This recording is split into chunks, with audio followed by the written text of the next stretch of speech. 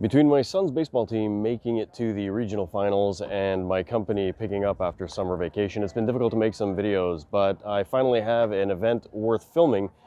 The Association de Véhicules Électriques du Québec is having an event in Longueuil where there's a large group of cars and volunteers that are going to essentially let people test drive electric cars to see what they like and if it fits their needs. So in this video, I'll be showing you a little bit of what it's about.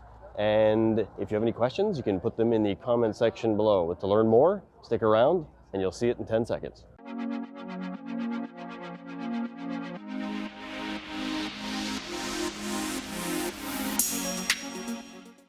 The Quebec Electric Car Association is an association that helps a lot of people across the province. They are dedicated to getting people information as well as letting them test drive cars by matching them up with owners of various EVs. They have a program called jumelage, or pairing in English, which allows a person to sign up on their website to basically request which model of car they want to try and set a date for it in the region that they're available.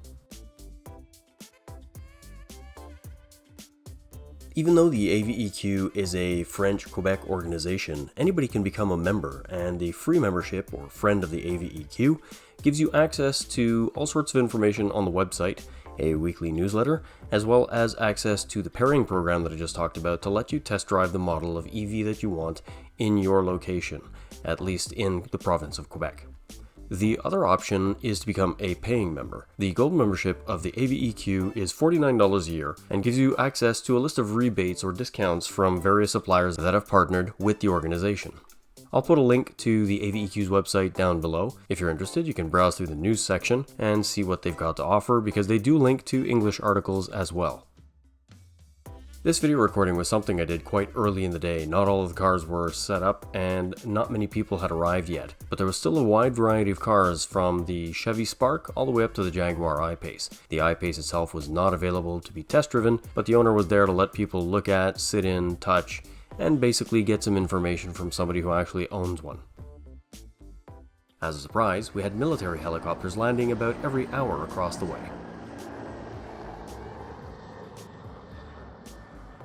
Always well organized, this event had a level 3 quick charger from Circuit Electrique available.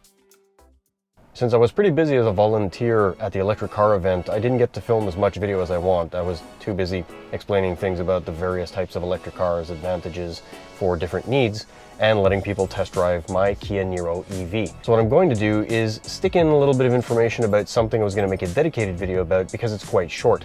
The new version of Android Auto is something that's pushed out on the server side.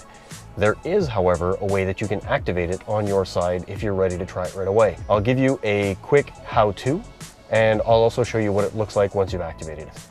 In order to get the new version of Android Auto to work in your car, you need to have the latest version of Android Auto installed in the Google Play Store, and you also have to activate a specific setting. The setting was kind of hidden, and I didn't know about it until I read an article. Open up your app, tap on Settings, and press on this. It's off by default. I have it toggled on because I've already done it. Once you turn this on, it's just a matter of plugging in your phone into the USB port of the car and into the bottom of your phone. And once your car is done, simply tap on Android Auto and you have access to the new version of Android Auto. The very nice thing about the new version of Android Auto is when you tap on the home button in the bottom left corner, you now get a menu that actually shows you all of the apps that are installed in your cell phone that are compatible with Android Auto in your car. They show up as icons, as you can see here.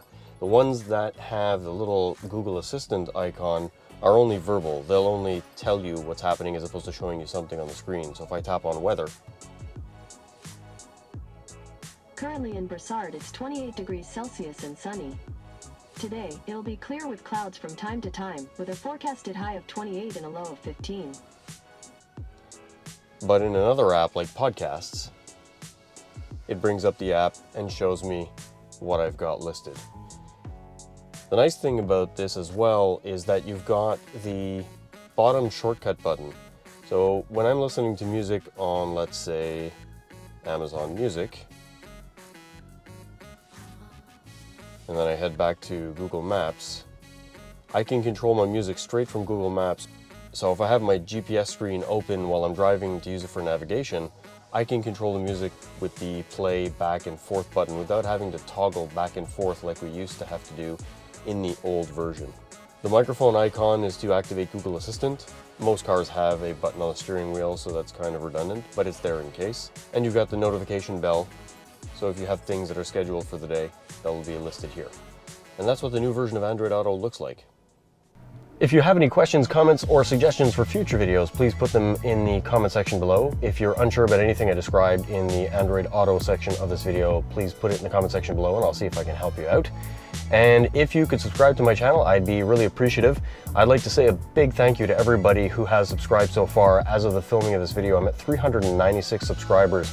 I am really close to my 500 subscriber personal goal, and it blows me away. I'd like to say a big thank you because there are a lot of people out there making YouTube channels and they've been at it for a couple of years and working really hard and put some really good content out there, and they don't have half as many subscribers as I do. I feel pretty privileged. So once again, thank you very much, and hopefully my next video won't take this long to get out. I apologize for the delay. It's just been a crazy 2 weeks with end of baseball season for my youngest son and my business, which is kind of going crazy right now. So that's it. Thanks for watching.